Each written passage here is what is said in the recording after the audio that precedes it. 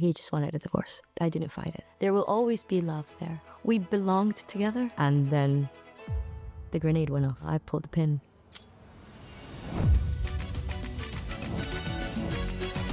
My dad hit my mom, and I saw that. That's the last thing I remember of my father. But I had dancing. That was the only constant. You auditioned for Strictly. And that's where my life changed. What is your take on the Strictly curse? I think when you're moving sexy around someone, you confuse things at times. You entered a new relationship? The grip he had on me, it paralyzed me. Got myself into a relationship that I shouldn't have. Complete desperation.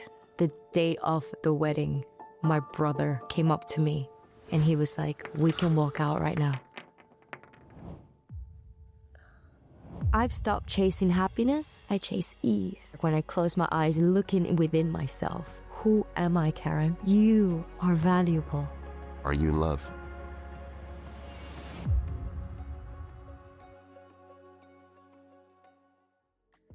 We just hit 100,000 subscribers. So if you are subscribed, thank you so much. If you're not yet, please consider hitting subscribe. It's quick, it's easy, and it helps us grow our community.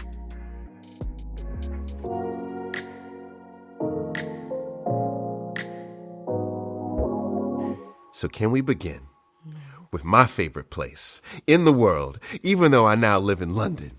My favorite city is New York City. That's my favorite city. And this is a city that you moved to as a young girl. Yeah. Okay.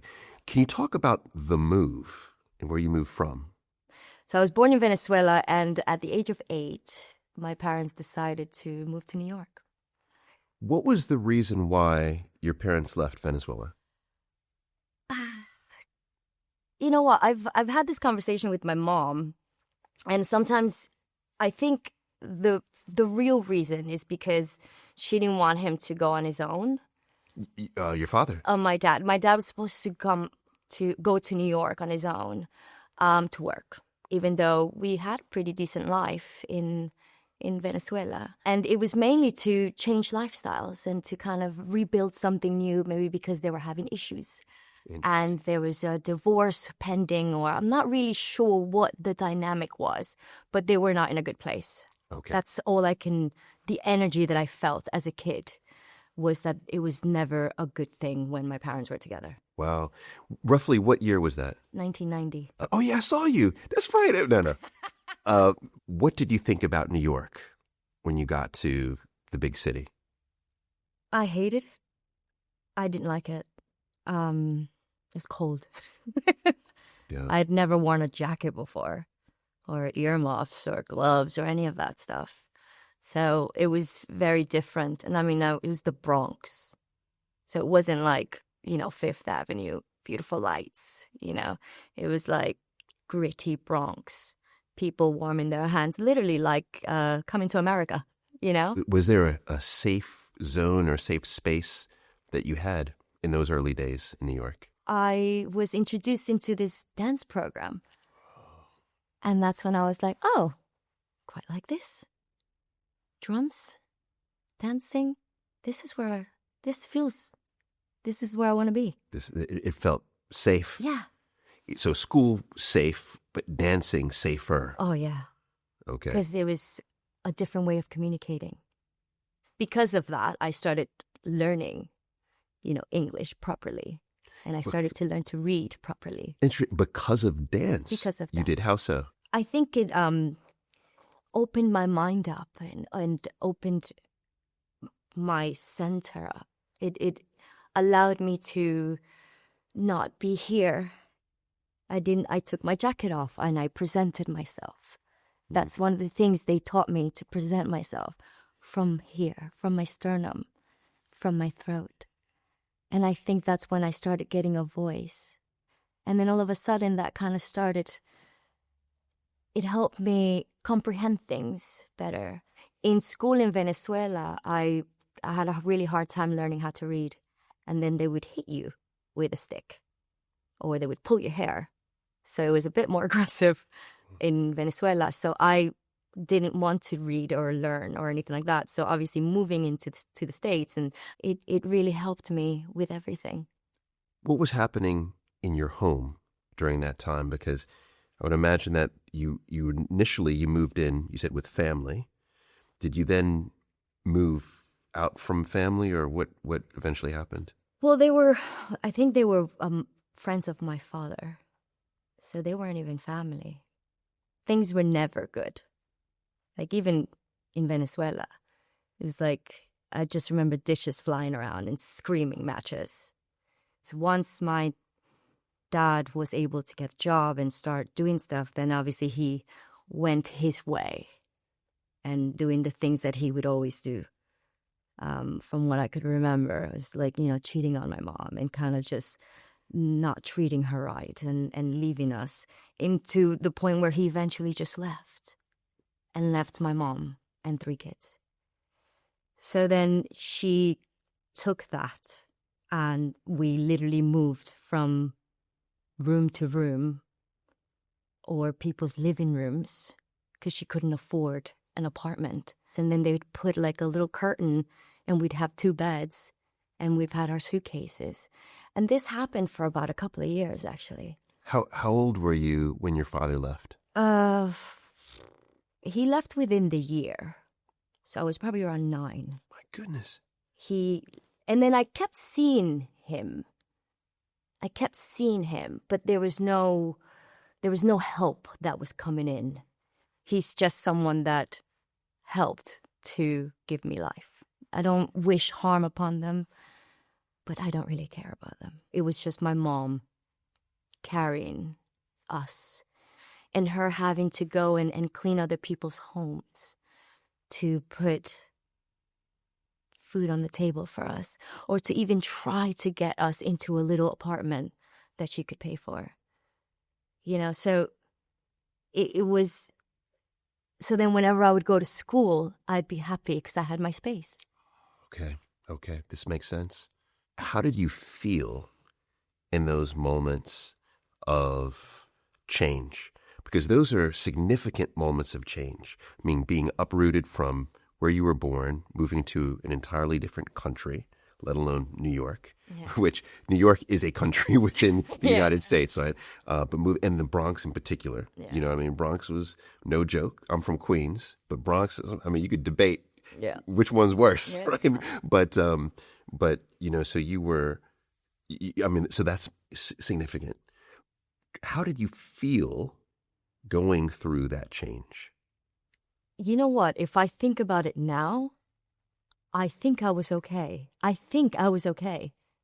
got roller skates for Christmas one day. I always wanted the Barbie house, but I never got the Barbie house, and that's fine. But I got roller skates, and I taught myself how to roller skate. And we would roller skate outside. It felt good. And I remember there was a neighbor that I always said, "Oh, it's the kids, the smiley kids." The smiley kids. They always saw us smiling. They had no idea what we were going through. Yes, I remember being sad when I saw conflict with my parents. He hit my mom, and I saw that. And I remember jumping up and down on a mattress and screaming. That's the last thing I remember of my father. Okay. How do you believe that what you witnessed in your household impacted how you then began to form romantic relationships early in your life? Oh, majorly. Regardless of what I went through and seeing my parents and, what's happened in their relationship and seeing how my mom navigated through her relationships, she always ended up being alone because she didn't want to bother with anybody. She raised us, she took care of us, and I just saw this independent woman who didn't need a man, who didn't want a man, because she didn't want anything to kind of clutter her. For me, I was completely the opposite. I want love. I want to take care of a family. I want to take care of someone. I want that person to take care of me. I kept a diary. I keep a diary. I kept a diary since I was 15. And yesterday I was actually reading through it. Wow. And reading through all of my love novel. It was like a love novel. Okay. But all my entries, I just fell in love with someone, and then I didn't want to be with them later on. And then I fell in love with somebody else, and then I know that we're not right. They're not doing what I want them to do. They're being too shy, or they're not calling me, or they're not doing what I need. They're not giving me what I need. And as a result, you ended the relationship. Yeah. Wow, look at that. Yeah. I finished, and then I met someone else. Immediately after. Yeah. I have to say this is, you just expressed how I believe our body says more than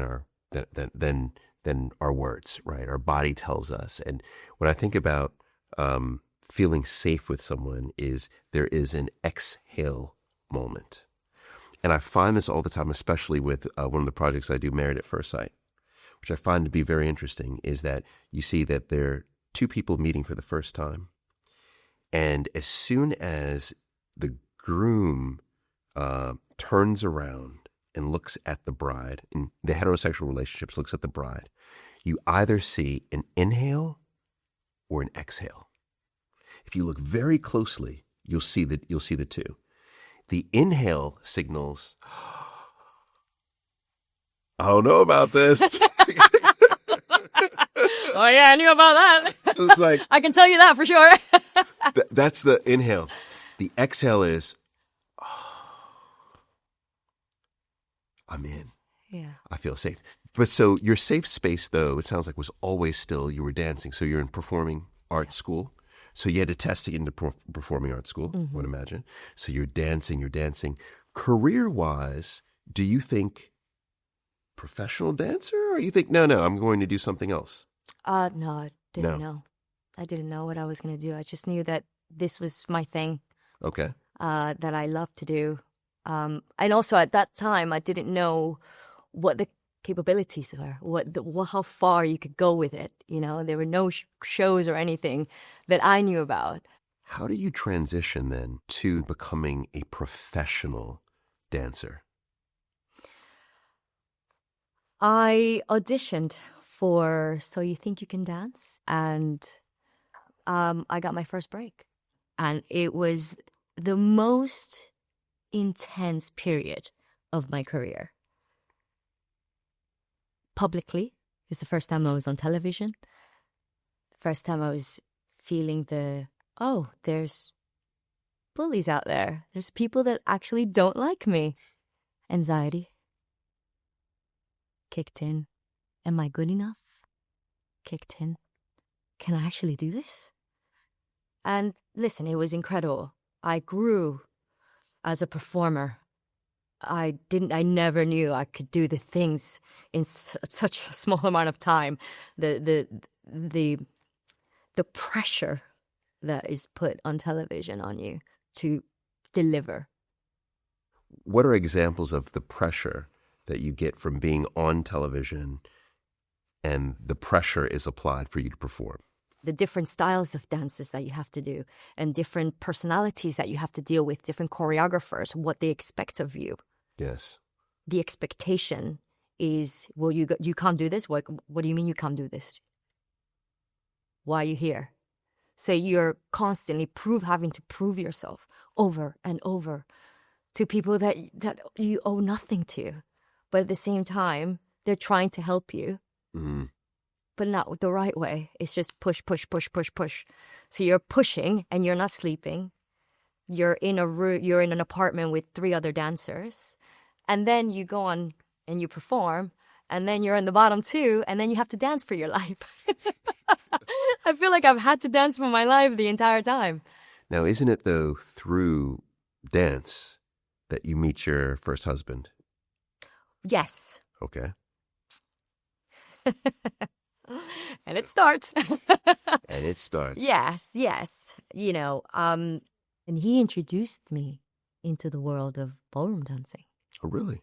Yeah. Okay. We danced together, we competed together, but I was angry all the time. At him? At him.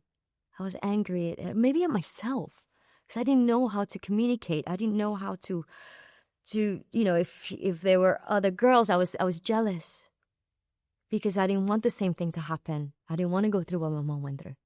So I wanted someone who had eyes on me, and I think over time, you kind of, if you get on one knee, I'm not going to say no. I'm going to marry this guy. Of course, things will change. Things will change, Karen. You'll get through this. You'll fix it. You'll fix it.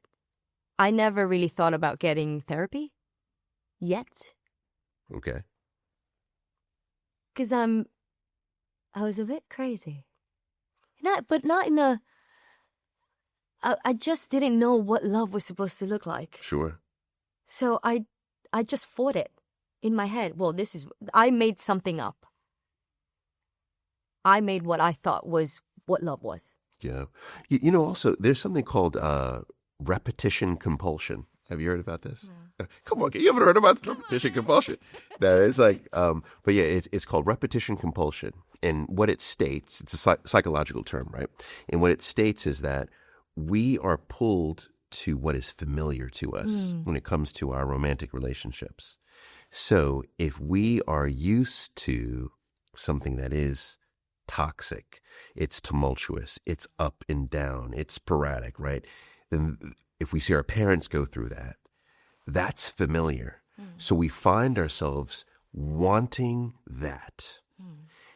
And what you find is many people who have gone through that experience and then they're presented with something very safe, very calm, they push it away because it's not familiar. Yeah. So I'm just wondering, because it's interesting because you have that same relationship with these men. Yeah. And I think I kept doing that. We were married for a very short time. And I ended up I wanted something more. With our careers, with the love that I was searching for. He wanted to stay and build a home and, stay in the same place and continue working and, dancing here, and which is great, but not what I wanted. Oh, you wanted. When you left, you were both in the United States at that time. So you then, I would say fairly quickly, enter another relationship. Story of my life. I'll be alone. Leave me alone. So, yeah, this is fairly quick. So how many months? Well, I mean, I had a brief relationship in between. Okay. Or maybe like 2 brief relationships. I don't know what it is. I fall in love. And then I face plant on the floor. Are you falling in love or are you falling in lust? Is it love or is it more so infatuation? Yes. Obsession, infatuation, need. Yes. Desperation. Not wanting to be alone. That's how I see it. But then you marry someone else, right? Now, I watched the proposal for your second marriage. Could you describe, though, the moment where you are when you were proposed to? Because you were proposed to for your second marriage. Yeah, West End. West End? So you're in the West End, which, by the way, how did you get from Broadway, Burn the Floor? We went on a world tour, and then one of the places that we stopped was in the West End in London. All right. Yeah. So was that your first time in London? Yeah, that was my first time. What? That was, yeah. You were proposed to? No. Well, no, not my first time, but it was one of the first times that with the company. But that was my second time. Second time in the West End. Still? So you're traveling. Yeah. Second time in the West End. Yeah. And then what happens? It was my birthday. I didn't even know it was your birthday. I did not know it was your birthday. Okay. Yeah. It just, I didn't expect it. Obviously, I'd been with that person for a while, really in love. Can I push on something? Yeah. Because you said first it was obsession. They all start obsession, right? And then you said it moved to love. How do you know it was love? I think because we were sharing the same passion. Okay. So there was this connection already that we were like, oh, yes, it felt right. Okay. And you're touring together, right? So you're among other dancers, and the other dancers are aware that you two are seeing each other. Yeah. You know, and they're cheerleading that on. I would imagine. So then how long were you together before the proposal? I think 4 or 5 years. So you two are work colleagues, though. Yeah. Right. And what's interesting is so I was doing some research on work colleagues. This may or may not blow your mind. All right. Now check this out. 43% of people who have dated a colleague end up marrying them. That's wild. That's crazy. That's wild. 57% report workplace relationships have impacted their work performance. In a good way or a bad way? Impacts it. Ah. So do you feel like that as you were dating, though, did that your romantic relationship impact your work performance? I think it enhanced it. It enhanced it. 100%. Did you discuss marriage, or was the proposal a surprise to you? No, I think we've always knew that we wanted to end up getting married. Okay. So, and I had picked out a couple of rings already. All right. All right. I want that one. No, but yeah, it was discussed. I just didn't know at all that was going to happen that day. Okay. It was beautiful. It was fun. It was exhilarating, and it was what I wanted with that person. And I didn't have a second thought of it was like, yes, 100%. So now reflecting back, what are the emotions that you have today? Obviously, I think about what happened after that, all the years after that. You know, when you have it in your hands and it's safe there. It's finally arrived. This is it. This is good. This is it. I have it here. I'm not going to let it crumble. Do you feel like you allowed it to crumble? We did. Okay. You essentially moved from the United States together to the UK. Mm-hmm. So what was it, or what was the catalyst to move you from the United States to the UK? Getting a job. And who got the job? I got the job. You got the job. That in itself is a conversation. Yeah. Because he was, in essence, was he employed in the United States or unemployed at the time? We were unemployed. We left the company, the dance company, together to be able to audition together for the TV show. Okay. Yeah. And so when you auditioned for Strictly, was it, okay, did you audition, you were in the United States, but did you had to fly here to audition? We did it through Skype. Did you? Yeah. Are you serious? At 6 a.m. in the morning. 6 a.m. How do you audition via? Oh man, it was we had a conversation through. It was just an interview. Okay. Fortunately, since I was on So You Think You Can Dance, I was able to get some connections through that, and we got an interview. We both were interviewed at the same time, and then they ended up having a spot for me, but not for him yet. And so I went on to move. We both moved to the UK, and started the transition into a new show. Wow, look at that. And that was 14 years ago. Yeah. All right. So you come now. It's a new country. Right? Third country you've lived in. Yes. Right? I always feel an immigrant everywhere I go. You are. Everywhere. And this is a big show. The average viewership peaked in 2017 at 11.4 million viewers per episode. It's one of these where, to this day, basically half the country watches this thing. Yeah. So an enormous juggernaut, right, of an entity that you then come on. I go in and it's like deer in headlights. Nobody gives you a how-to book, how to manage this is different. I'd done some TV work before, but that was just on me. This is dealing with other people, teaching, doing camera work, interviews, press. I was scared. I was like, I don't know how I'm going to do this. And I remember the first time I went on, it was dancing with Nikki Burns. And they were like, no lift. And here I go, Karen does a lift.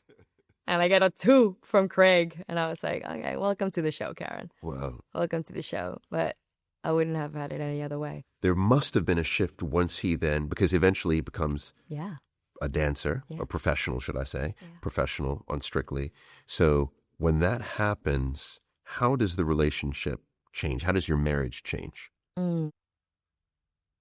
Well, obviously it was tough to navigate. It was tough to navigate because we didn't know how to. When we were on tour, we knew we knew our schedules were together. Everything was okay. Well, so the show's at 7:30. We finish at 10. We go back to the hotel. We travel to Japan the next day. Fine. Then you're here. Then you're there. There's a structure for us. Here we created our own structure in a way, right. And to what you think you need to do the job correctly. So there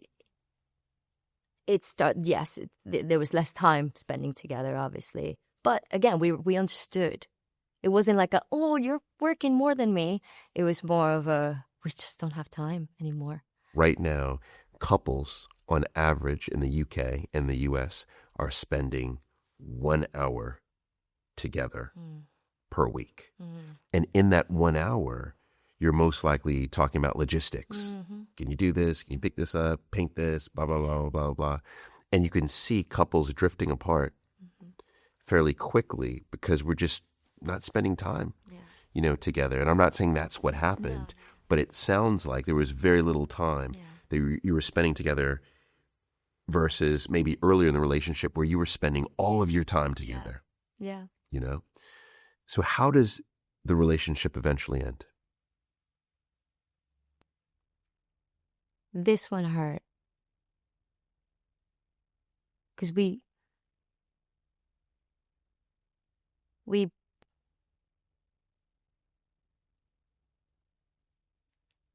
belonged together. Do you know what I mean? It was like you wouldn't say each other's names without following the other person's name. It was one of these that were like, what? We built stuff together. It was just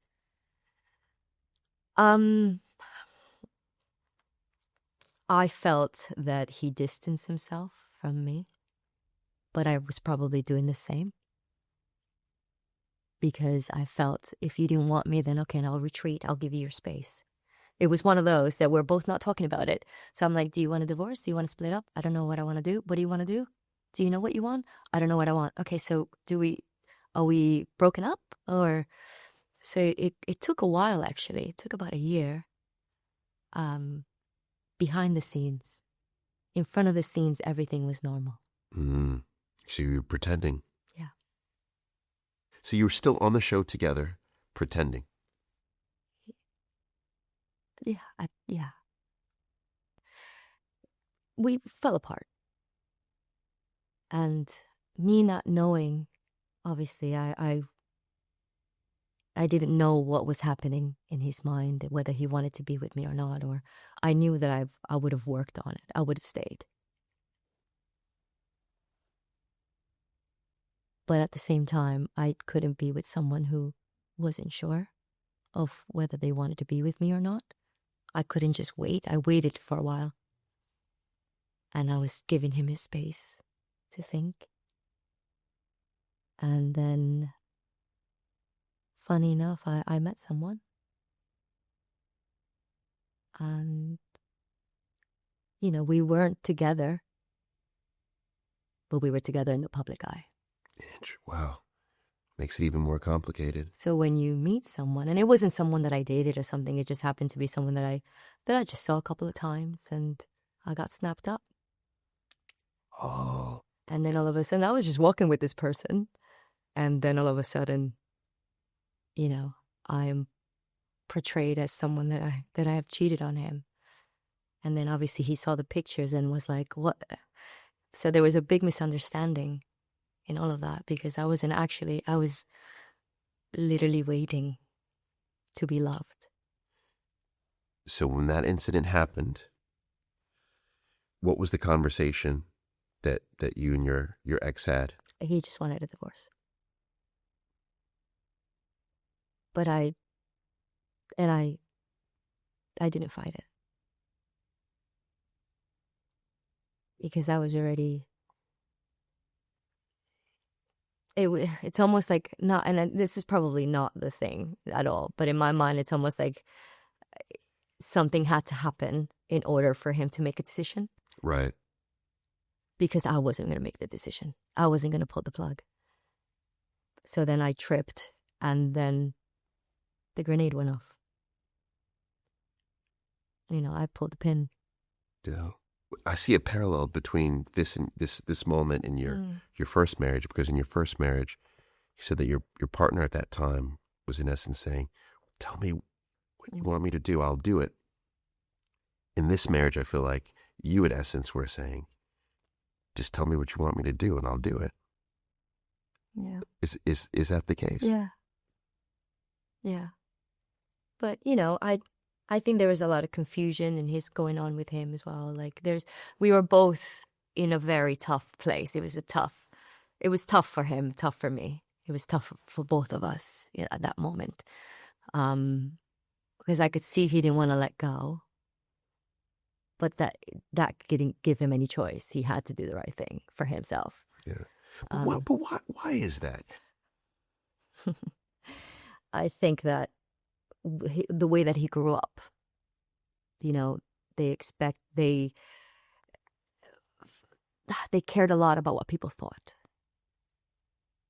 So if he didn't make the correct decision and decided to come with me, that I would look bad on his family.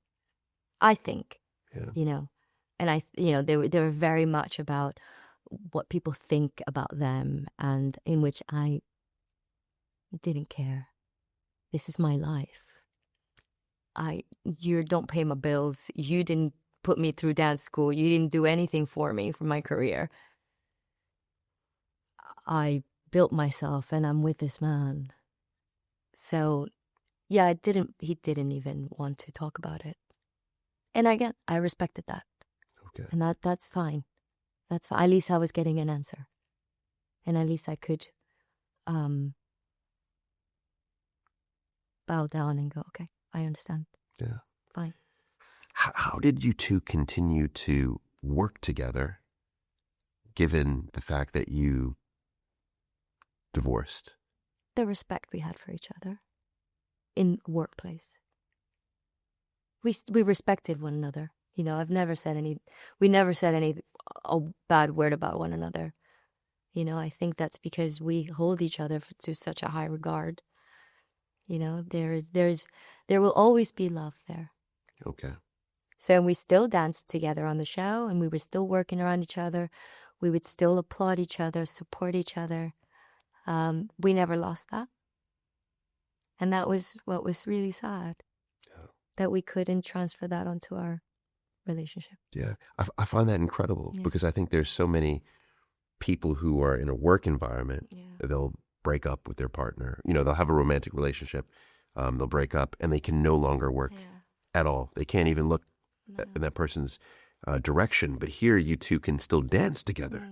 That's incredible. Yeah, it was tough at times as well. When you had to do, there's one number that we did, and it was right before we broke up, and it was for Remembrance Day, and he was playing a soldier, and I was taking the jacket off at the table and dancing with it. And then at the end, throughout the dance, he comes back and dances with me and goes in and out of my life until I again finish dancing with the jacket and placing it back on the table. And it was literally, I had lost him. And it was the end. And I remember when we finished that, we looked at each other. And this was, we record this in front of an audience as well. So they only give you like 1 or 2 takes. So you have to get it right, that sentiment. And the sentiment, it wasn't hard to get into that story because I was experiencing it, because I was losing him.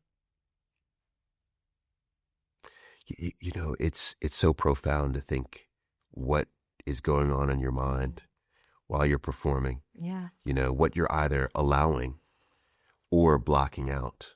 I use a lot of my experiences to pull out the emotion, you know, and a lot of the experiences are from my love life, from everything.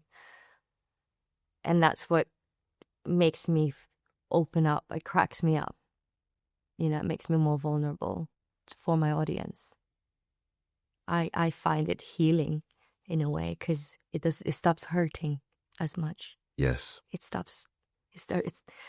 The wound starts creating a scar, and then it becomes skin, and it softens. And it softens. Yeah, fair enough. You know, one other point about this, the dancing, right, is I often hear about the Strictly curse, right? But one thing that I find very, very interesting, so I had to go back, and I looked at from the beginning of time, since the beginning, Strictly began, was it 2000, was it 4? Yeah, probably. Yeah. So from the beginning of Strictly through to this day, I have tracked 18 people. 18 who have changed their relationship. As a result, you can tie it back to their time on Strictly. Okay? You can even technically put your ex in that category. Yeah. Okay? What is your take on the Strictly curse? It is a very close proximity. You're, you know, in detail, being very gentle with someone else, you know, and understanding them, listening to them. I want to know how you learn. You know, a lot of people get, you know, be in that moment with someone that's actually going, oh my God, you know me. Yes. I have to know you, because I need you to be your true self. I need you to open your mind I need to learn how you learn so I can teach you better. I need to learn everything that you do, any things that you like, that you don't like, things that you feel comfortable with, that you don't feel comfortable with. So you're literally learning about this person inside out. Yes, which is an emotional connection. Yeah. And it's the deepest level of emotional connection. So. And then, you know, you confuse things at times, I think. I think sometimes when you're moving sexy around someone, you know, it's movement. If I'm moving my hips from right to left, it's pendulum action. I'm not actually trying to be sexy with you. This is just the rhythm of my body. Right. That I'm creating. So whether you fall in love with the movement, seeing someone move so sexy, and obviously, you know, if there's problems at home, if there's, you know, that you feel down, but when I come to you and I make you feel happy, it's all in a bubble. This is all make-believe. I am teaching you at the end of the day. Yes. This is for show. This is acting. This is movement. This is a performance. So whether two people take that in a completely different way, and there's attractions. I mean, I've not experienced that. I take my job. I close everything up. Whether you're really good looking, I don't see your physique. I see your brain. How am I going to teach you how to dance? And then also when you start like learning about someone, you start getting to know someone, you're like, oh, absolutely not. I would never. But you know what? Because when you see someone that, oh, yeah, they're so good looking, and I'm like, no, this is different. Yeah. But it happens. Because, and you know what? It happens everywhere. And that's fine. But obviously, because it's such a massive show, it's become so ingrained in everyone's brain. Well, you're dancing with that one. Well, be careful. Yes. But you know what? And it's life. It's part of being human. It's part of life. You know, the attraction, and but as long as it doesn't hurt anybody, and that's what's hard. You know, because you don't hear about this when it happens in somebody else's company. Exactly. But when it happens on our show, I think you've just hit the trifecta of why it does happen. And that is you talked about the emotional connection that's formed, which typically doesn't fully form in relationships, right? There's always a lower level of emotional connection, but in order to dance with someone, you need to have that deep emotional connection. So that's one. Secondly is the physicality that you're talking about. Just the physical proximity, the whole law of proximity and propinquity, that physicality, being up close and experiencing new things together, I think drives people together. But then the third is the fact that you're under this pressure bubble together. So in essence, your partner is your only safe space, or could be one of your few safe spaces where you can go to. And I think that trifecta, oh my goodness, it's something else. yeah. I mean, it's something else. But you are the longest serving professional on Strictly, right? History, right? This year will be 14 years, correct? So what keeps you coming back? It every time it feels like a new year, like the first year. Wow, does it? 100%. Because again, there's so many curveballs that can be thrown at you, but you're prepared for that. You know what you're getting on a roller coaster. You know what this roller coaster is going to go. I'm strapped in. I'm going in. But I just love seeing people transform. You know, it's and it could be that much, but that for me is massive. Yes. Getting someone that absolutely had no idea. You know, there are people that come in with dance experience. You still have to take them at a completely different level, you know? But it's the people that start at nothing that you're like, all right, that's the challenge. Interesting. That's why I keep coming back. And then when we go out there, it's the unexpected. Like, how thrilling is that? And I'm like, I have no idea what you're about to do. And 10 million people are watching us. And you might go wrong, but I am right here for you. You know how powerful that is? Wow. So you that gives you a thrill. That is thrilling when you go, I have no idea what you're about to do because I can see it in your eyes. You have no idea what comes next. Oh, well. But it's thrilling. But you know what? It's when they do something wrong and then you pull them out. It's like pulling them out of the water and then you carry on. And then they go back into it. Okay, I love when they make a mistake. And not that in a bad way, but it's almost like, because nothing bad happens. The good thing of it is how you picked yourself back up. And you continued and you smiled. Yes. And you enjoyed it and it was thrilling. Once you get a 10, you ain't going to go anywhere else other than to get a 10. Then people are going to get bored of you. Yes. But you have to maintain perfection. I love imperfection. Yeah. I can see it. I'm excited about it. Yeah, you'd be doing this if it's not on. Oh, baby, I love it. Yeah, I love it. And that's why I keep coming back. How competitive is it truly? You have to be. You have to have that hunger. You know, I danced with my previous partner, Paul Merson, and he used to call me Pep Guardiola. Oh, yeah, Pep. Yeah. I know why. I know why. But because I love to train and I love to coach, and I'm competitive in getting you on that dance floor ready. That's where my competition lies. Not against all the other couples, because again, it's an uneven field. Mm-hmm. Not everybody starts in the same. No, there's a couple of people that can't dance, and there's a couple of people that can. Yes. So how do you compare the two? You know, so I can only focus on the person that I have in front of me and what we can do together. Is there a way, and have there ever been people who play dirty? Because, you could skirt the rules if you want to a little there's bit. people, the people that I wouldn't say dirty, but I would say that they complain a lot. I'm like, oh, stop complaining. It is what it is. It's a show. It's a show. It is. You don't talk back to the judges. They're doing their job. Right. They're doing their job. Listen, don't get me wrong. There's times that I'm like, would you just say that to me? Don't keep it in, Karen. Don't let the New Yorker out. Just smile. Just smile. But it's a show. It's entertainment. Don't take anything personally. Don't take it personal. Because then that's when it starts hurting.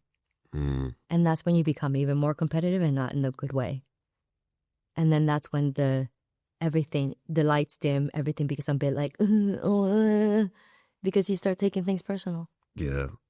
But come on, you don't ever allow the New York to come out a little bit and give him a little taste? Oh, no. Why not? Oh, because it's not good. How do you think I got divorced 3 times? Oh, she wild. No. You're going to say, no. No, papi, no. Eso no sale. Okay. And that's Spanish, too. All right. Yeah, you can give it to him multiple languages. That's even worse when I start talking to you in Spanish. Oh, forget about it. Okay. All right. Fair. All right. So what about, because, I think what everyone loves is the inside. Like, what do you think is something that most people don't know about the show, about Strictly, that they would find interesting? Oh. What obviously is not shown is when you're in training and the breakdowns, emotional breakdowns. Hmm. And we all have them. And that's fine. It's natural because of the pressure and because there is not a lot of time. And how we pick up the pieces for these guys, these celebs, and even for us as professionals, because nobody knows what's happening outside. Going through a divorce while you're trying to push someone and taking a couple of minutes to go into the bathroom to cry, to get it over with, to let it out, and then coming back in and freshen up and continue to teach. We have our moments that we go, I don't know if I can do this, and then you continue. And would people find that? Probably be like, they'd probably be like, stop. Yeah. But it is that is the toughest. Nobody knows anything about me, and that's fine. But they think they know. Oh, she's the lady with the dogs that dances. Yes. And gets married a lot, and has different hairstyles. It's interesting. That's what you feel like the perception is of you. Yeah. So there's a balance, and it's hard. It's hard for the producers and for everything to balance the show out. Yes. But that's the beauty of it and why it's so successful, because they've created such a beautiful balance of struggle, of happiness, of, oh, I don't know if I'm going to get through. Oh, but you are getting through. Oh my God, you made the final. Oh my God, you're leaving the show now. But it's part of our life. Yes. And they've created that beautiful roller coaster that's why people tune in. I was talking with your show sponsor, Tinder, and they wanted to know if you've ever been on a date that ended up in an unexpected way. Do you have anything like that? Oh, absolutely.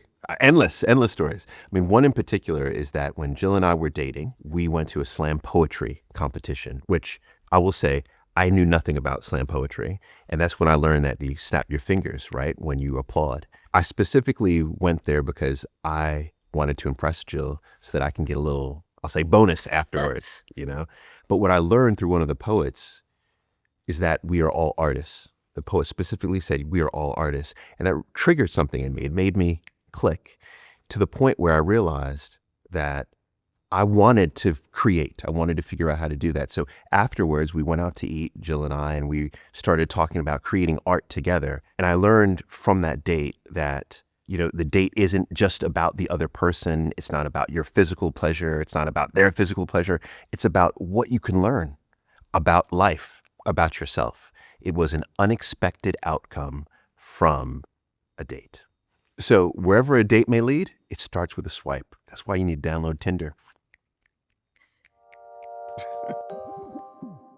Are you ready? That's probably too much. Let me see. How about everyone? Everyone. Everyone. Oh, my God. Sheffield. Scott, how do you say this? Is it Sheffield. Sheffield. Man, at least this isn't live, right? Well, no, but that's about to change, isn't it? So we are going to do We Need to Talk live for the first time. The magic is in the conversation, so we'll have a very special guest. You know what's probably most cool about this is this will be the first time that the We Need to Talk community will come together in person. You know, I'm curious to see, what does everyone look like? What do they smell like? Sheffield, July 5th at the Crucible Theater. So to get tickets, very simple. It's crossedwires.live. It's very important to buy tickets quickly because they will go fast. We'll make sure that there's a link below.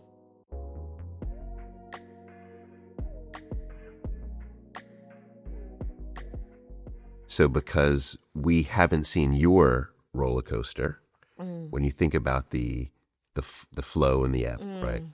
What was the lowest moment for you on the show?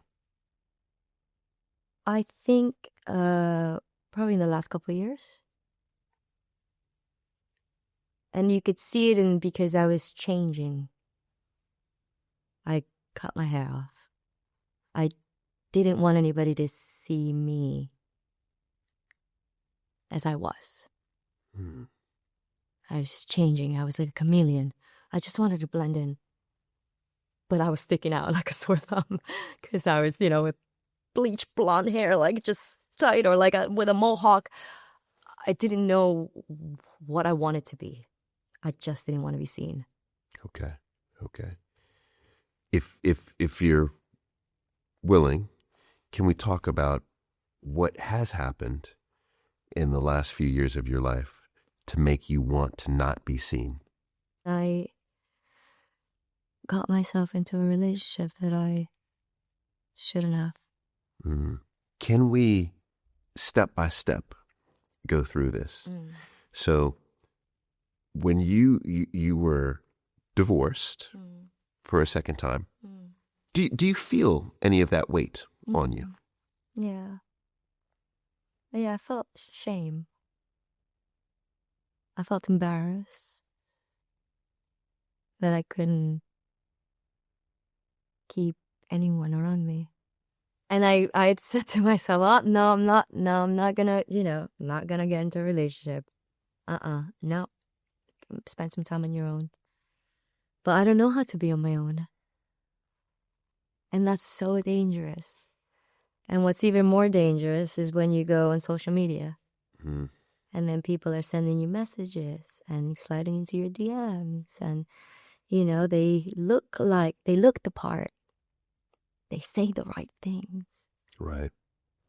This particular person, right, that we're referring to, I from what I understand, this person messages you first, and in essence, the sentiment is what? Is it checking in to see are you available? Like what's the? No, it was hey, I'd love to take you out, kind of thing. And then I was like, all right, cool. Like, well, why don't you? And then it just kind of snowballed from there. Interesting. So did the conversation continue? On messages? Messages. Okay. Messages back and forth. Then it went to like video messages. And then funny things. And then FaceTime messages. And that was for about a month. And how did you feel? I felt great. I felt like I hit the jackpot. Did you talk to any friends or family? No, because I knew they would say, no, stop that. And that was also a red flag.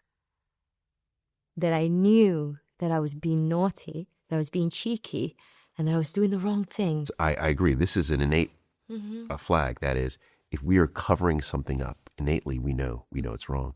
So you buy a ticket for him to fly in. So he flies in from another country. Okay. Then that first day together, what's that like? Awkward. you're in my home. You're excited.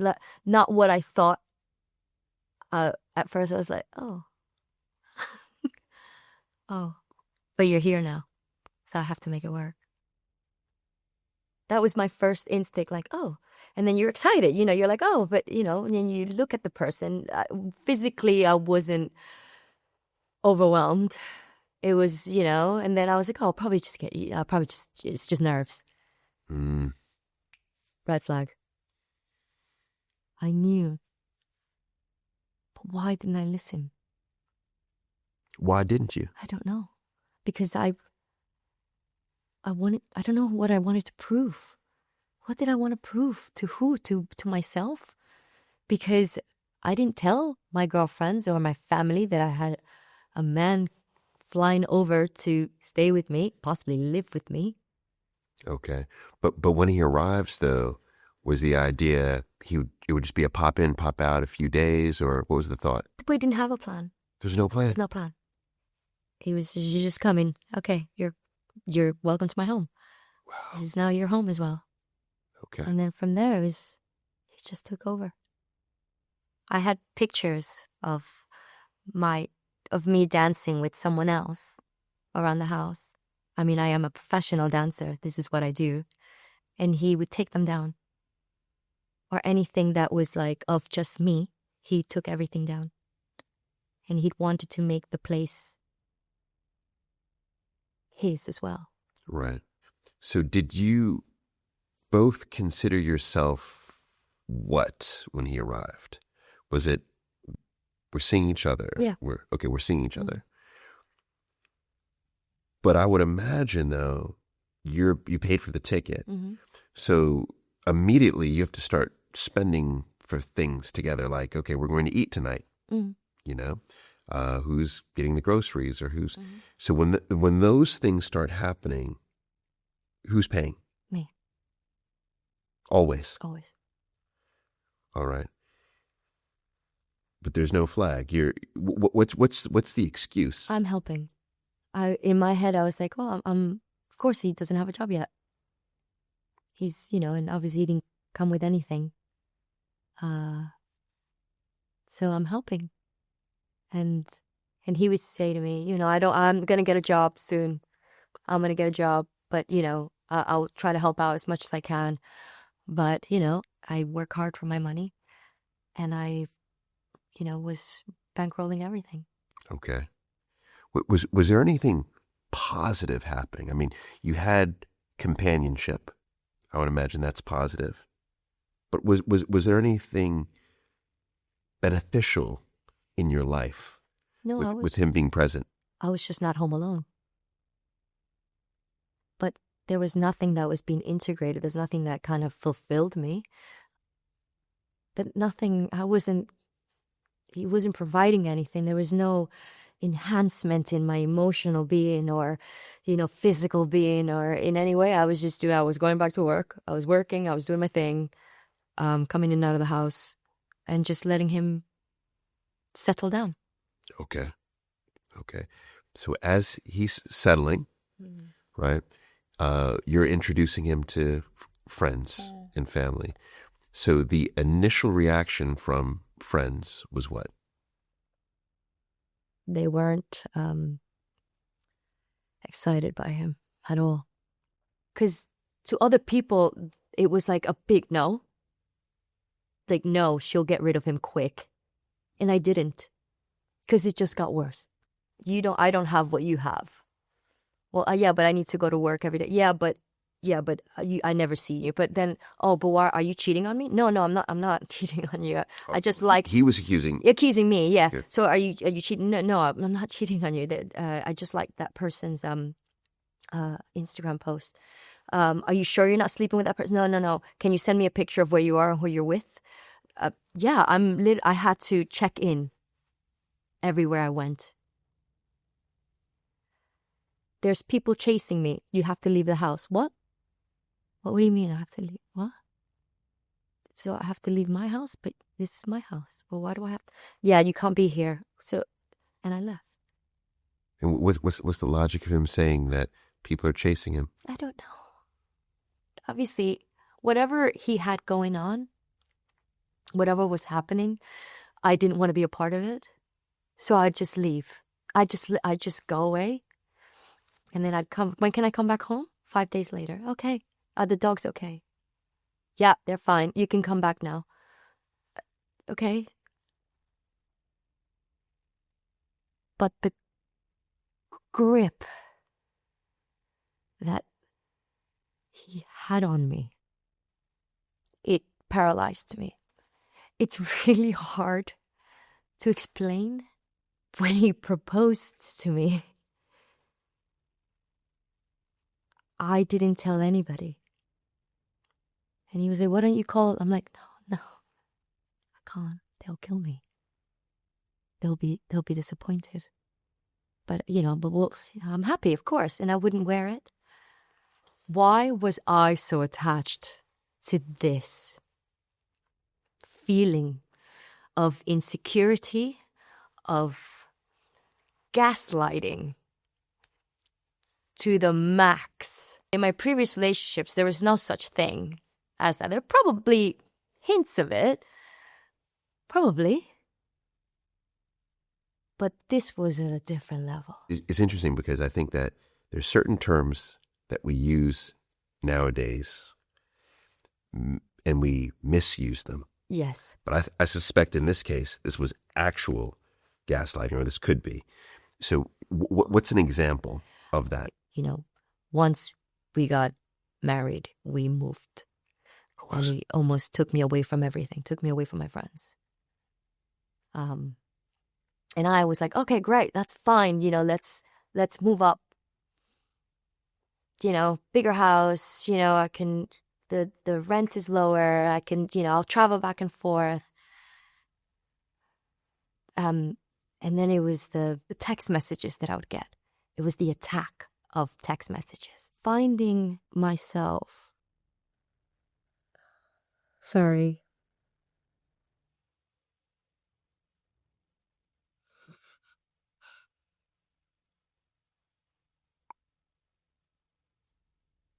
In a situation where I couldn't control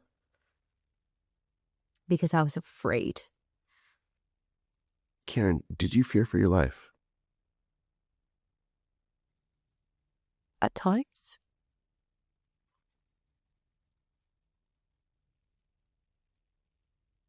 And I stayed with him.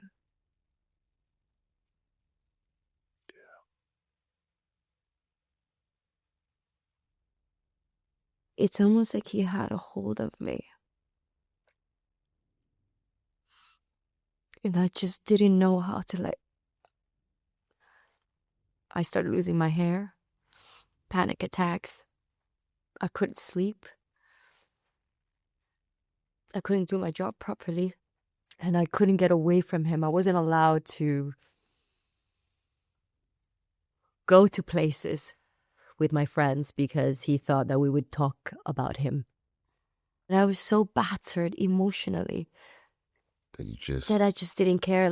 I was working most of the time down in London, so I don't really know what else was happening behind my back. I was just in panic mode. All the time. Panic mode. That love should not be panic. It's almost like he made up things to scare me so that I wouldn't go anywhere. But it's okay. I'm just, I just get on with it. I get on with it and I smile because I don't want to cause trouble.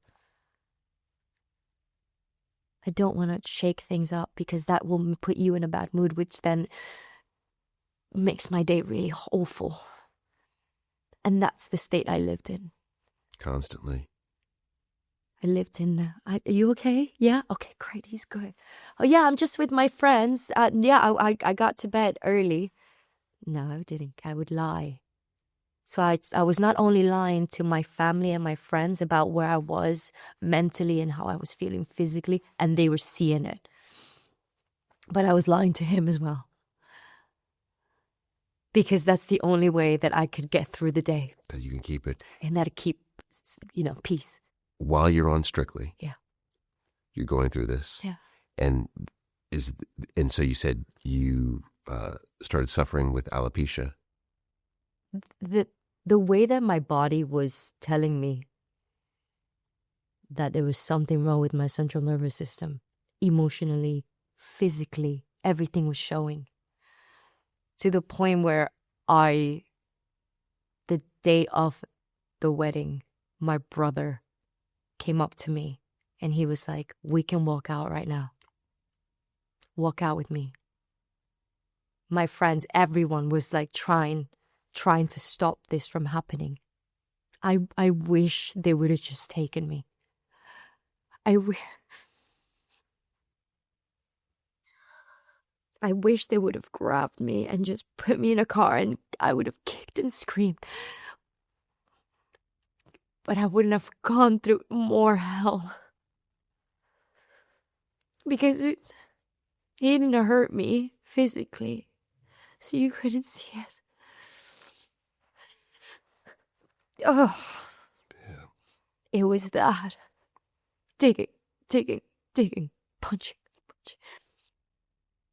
Every dig, every text, every call.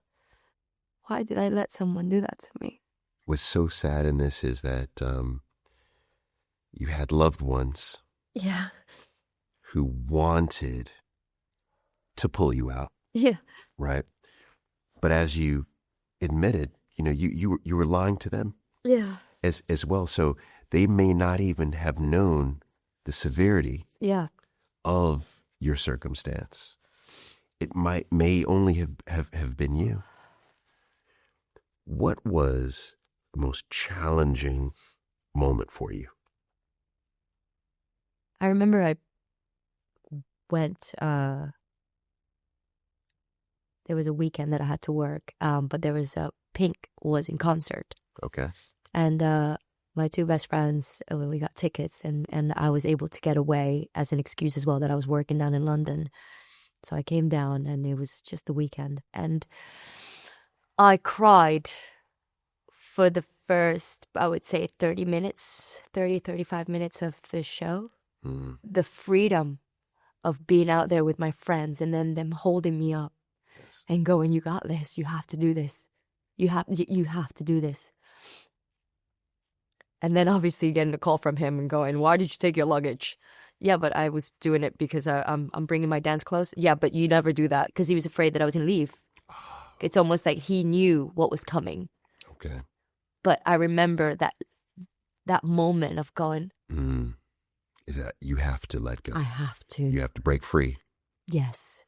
And I have to do it because if not, something's going to happen to me.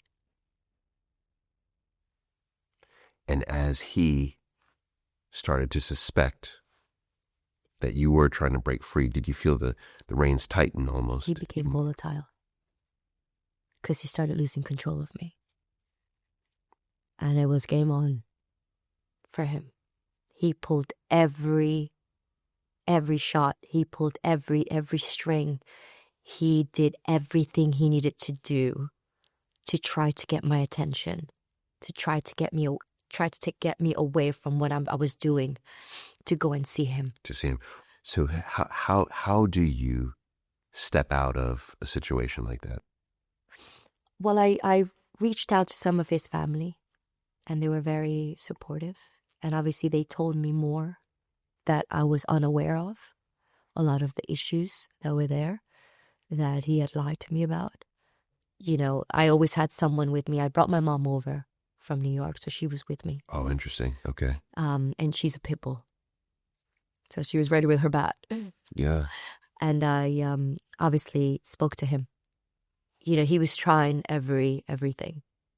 I'm going to change. I'm doing this for us. And I just said that I want you to put yourself first. I need to put myself first. And I was very serious with him. But at the same time, I had to be sensitive enough to not push him over the edge. And he left the house. There was repercussions There's things that he was still trying to do with the divorce and with everything. Made it difficult. But I stood my ground because I knew that what he wanted was me to lose my control, my cool. And I was never, ever going to let him have that. Was there an intervention that happened with your friends and family? Did they? Yeah. Really? Yeah, constantly. But one that worked, because I find that interventions can be highly effective. And it's something that I encourage more friends and family to do when we see a loved one drifting away. Yeah. So what was the effective intervention? It was when I went away with girls. Okay. It was that girls' weekend. And it wasn't like you need to do this. It was they let me talk. Okay. And they allowed me to express myself, and they listened to me, and they then very, very gently went, we can do this. We have all these options. We can take care of this. You have all this support around you. And that's when I started feeling that I could do it because I felt safe. That I would fall back into safe hands and not just into the abyss on my own. Okay. You know what else strikes me in this, Karen, is that, when you were telling me about you as a little girl on the roller skates, and you have all this turmoil happening in your life, but you were the smiley kids. This is precisely what was happening to you. Because I would imagine you show up on Strictly, it's the smiley kids all over again. And no one could have fathomed this was happening to you behind closed doors. No one. No. But you just put the smile on. Yeah. And you went out there. But you said that while you wanted to disappear, you felt like you were becoming more visible. Can you speak to that? Yeah. I mean, in a way, I was becoming someone that was bold and that was making drastic decisions. And that was creating a new persona in a way. That was still me. I was evolving. Which was very strengthening from the inside in a way. Because I wasn't the perfect girl. The long hair, the beautiful teeth and the tan, I cut my hair off and I wanted to rebel. I'm who I want to be. I don't want to please everybody. I used to. But now I just want to be. I'm in a new relationship. Okay. I see the smile. I see the smile. And it's my first proper relationship. At 43 years old. He has a job. Tick. He takes care of himself. Tick. We have conversations about what we want, our values. I'm still a little bit messy, but he and the thing with me, what I'm navigating right now is learning when to accept when someone's telling me this is the way you should do it and now this is how you do it. Yes. So making sure that I understand where you're coming from without going, oh, are you telling me what to do? Instead of, oh, you're trying to help me. Okay, I understand that. And that's what I'm learning in this relationship. Yeah, which is beautiful. Then when you say you're better, I would imagine you feel healthier than ever. Can we talk about the alopecia? And you mentioned a panic attack as well. I would imagine this was brought on by stress. 1 in 3 women will experience alopecia at one point in their lives. That blew me away. And women with high levels of stress are 11 times more likely to experience hair loss than women who are more relaxed. Now, panic attacks, 1 in 3 people in the UK will experience some sort of panic attack, which I didn't realize. Wow. That's how prevalent it is. And women are 2 times more likely than men to have panic attacks. And what this says to me is it shows how incredibly important our relationships are. So do you still suffer from alopecia, and do you still suffer from panic attacks? No, Not at all. nothing. I experienced 2 panic attacks, and one was during intermission after a performance that I was in the West End, in the same place where I danced with the same company. Oh, wow. And we run through the audience, and then we go back through the front of the house. And I remember that all of a sudden, it was a very stressful day already, but I was already stressed out because of him. Yes. So anytime I had anything major happening in my life, something happened that he would do to make sure that I didn't have a good day, Yes. to make sure that all attention was on him. I don't exactly remember what happened with him, but I was definitely fighting with him. And I remember getting off the stage running, and then I started having this panic attack in the front of the house. Then they rushed me to the back, and I was just crying. I couldn't breathe, and they were putting ice on me. And then, obviously, I only had 20 minutes, intermission, and I had to get myself set to do the second half of the show in front of friends and family and press. And my hair has grown back. My panic attacks are not there. I am sleeping better. I don't drink. And that's not I want to be clear. I want to heal in every way. Yes.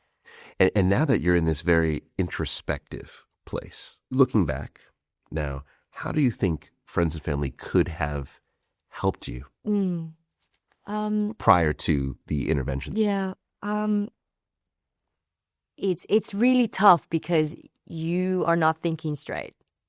You're in this protective. I don't want la la la la la la la. You're literally like that. Yes. I'm not gonna listen to you. This is my life. I know what I'm gonna do. I know what I need to do. So you're in this like attack mode. So it's understanding where you're coming from, which is hard. Which is hard for everyone. Everyone around me was understanding, and I think they were just giving me time. They just gave me time because they knew I would figure it out, and they were there. Like there was never a time where I felt that if I didn't call my friend and I went, I'm done, they would literally put everything down and come and get me. It was almost like they were waiting for that call. I wish somebody would have just forced me out of it. How so? Like a physical intervention. Physical. So I have a family member who we in essence created an intervention moment, almost duped them into thinking they were going to one place and they went to another place, and we kind of sat around and talked to the person. But what we didn't do is almost lock the door to keep them in there. Mm-hmm. But it sounds like that's what you're saying. Is you're saying that you needed to be a physical barrier to keep you there. Yeah. But do you think that would have you would have that would have helped? You would have listened. Probably. Okay. Probably. Okay. Because that would have broken me down. Okay. That would have broken me down because you were leaving it up to me, in which I was not capable of making those decisions at that moment. For someone who's in a new relationship, what are some of the early signs from your lived experience that you could share with people to say, watch out for these things? It's the things with your friends, when they don't want you to be around your friends. We don't want you to be around family. It makes them uncomfortable. Why does it make you uncomfortable? And that's when the isolation slowly starts. It's the constant checking up on you. Mm-hmm.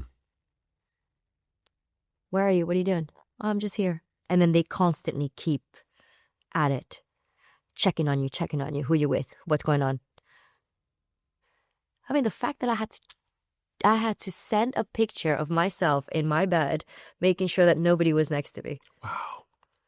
Wow. I've not heard of that before. Yeah. or they call you, they FaceTime you and show me around your room. Really? Open the closet. What? Yeah. It can get very extreme very quickly. But you know, the space that we haven't spent enough time on, and I suspect you feel this, is that you had a broken heart before you meeting this gentleman. Mm. You had a broken heart. And I don't think that we in society give enough due to what a broken heart does to us psychologically. You know, a lot of researchers will liken a broken heart to the physical pain of breaking a limb. Mm. What I feel you did is you said, I need anything to soothe this pain. Here's someone giving me attention. Yeah. And then you're ignoring the red flags because all you're seeking are the green. Mm. You talked about turning away the good ones, looking into to the bad ones, right? This repetition compulsion that we talked about. You know, you could see how every interaction that we have throughout our life shapes and impacts the next relationship that we have. Yeah.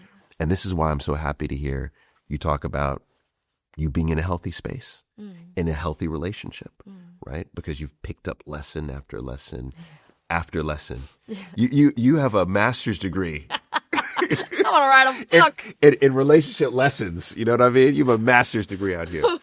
Yeah. I never thought I was going to be a professional at that. You're a double professional.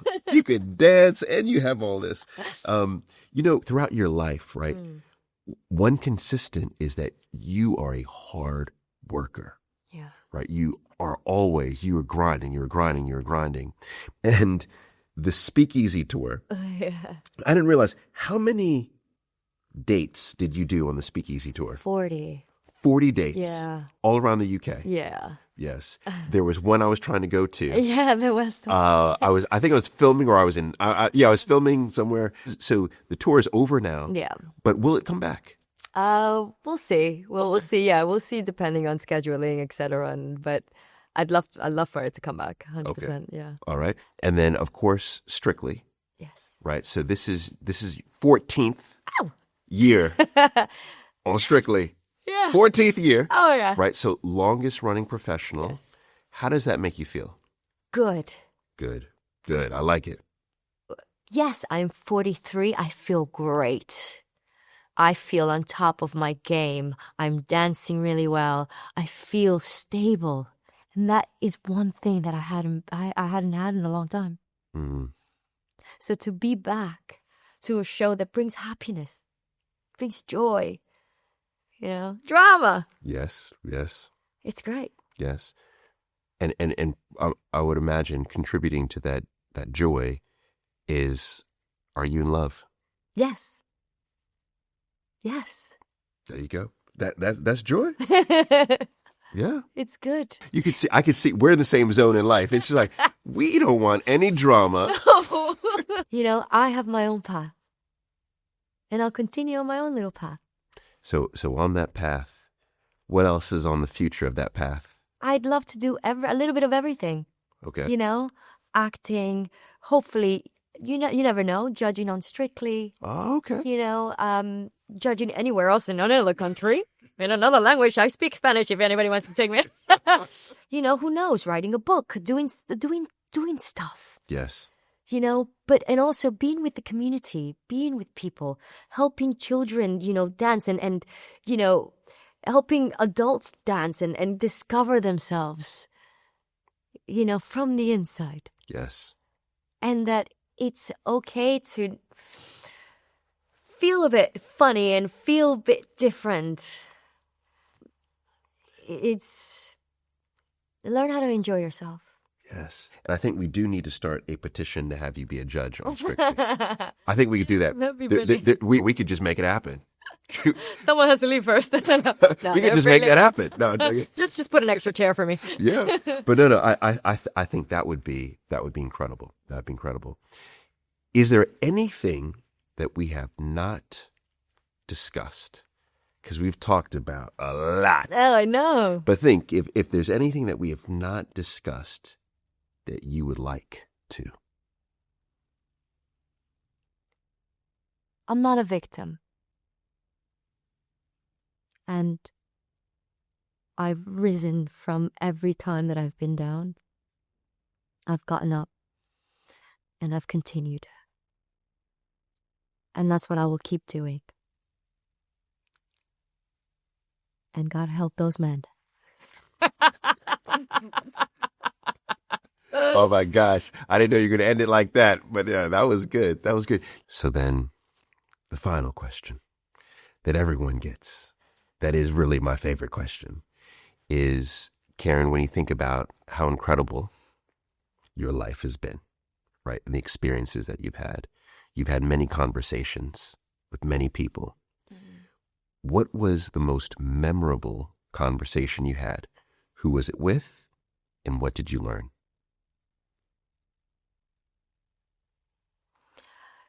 My mom just came to stay with me for about 3 months, 4 months. She stayed with me. And she opened up to me about her past. And, listen, my mom is 73 now. She's getting older. And she saw how distraught I was and what I was going through. And she had never really opened herself up. You'd never really know much about your parents. I would never go and ask my mom, hey, so what happened to you back in 72? She literally went through the same thing. The line, she ended up having a child, my sister. But the man that she was with literally turned her life upside down. And she walked away with a child. And I've seen my mom and her ups and downs. And I've always seen her get up. Never, ever has it stopped her from being a tough lady with resilience. And I think that's what my mom has taught me, is resilience. But I've never seen this vulnerable side of my mom, because she refused to show that to us, because there was no time to show vulnerability when we were in need.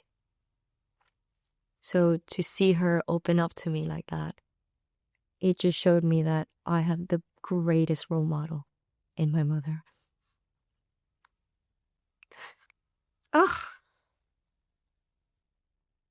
It's beautiful. Yeah. You know, what I can't help but think is, just as your mother opened up and shared that with you, you've done the same with all of us. You've opened up, you've shared a story that you've never shared before. And just as your mother sharing those stories with you, it helped you, it empowered you, it inspired you, it made you more resilient. Your experience was not in vain, because I believe it will literally, you telling this story, not only has set you free, but it will set free many, countless others. So thank you, for that. We are all cheering for you. Thank you. I love that you're still in love with marriage. I am. Yeah. I'm going to be married soon. Everybody's invited. Yeah. I love cake. We will all come. We will all come. I'm kidding. I'm not getting married. But truly, this, what's interesting is the word that I have for it is inspiring. This has been inspiring. So thank you. Thank you. Karen Hauer, her body language, I thought was very expressive, and it makes sense because she's a dancer. So she was so expressive with her body language. And I think some people may look at that and say, oh, she's performing. But no, that's how she communicates. You could see how at a very early age, a coping mechanism that she developed was to basically transform into the smiley person. And in one way you could say, That's a negative coping behavior. But another, you could look at how that is one of the ways that she's been so successful as a dancer, because she's been able to compartmentalize and perform. Karen kept her third husband hidden from her friends and family, and she said it plainly. She never would have entered the relationship if her friends and family had met her partner. But that is a great takeaway for the audience, is that if you're unsure, if you are intentionally hiding that from people that you love and you respect, it's wrong. Because and why is this, right? Our friends and family, the ones who truly love and adore us, they have our best interest at heart. The key is to look at the consensus. You know, for example, like with my brother knows I never liked any of his girlfriends, except for his current girlfriend. Can I say that? Let me make sure. But my brother's super smart. He would bring his girlfriend around me, my wife, my mother, my father, and he would take a consensus. All right, I know Paul's not going to like her, but what does everyone else think? If everyone else didn't like her, then he knows. And I guarantee you, where the consensus is where is the direction that you need to head in.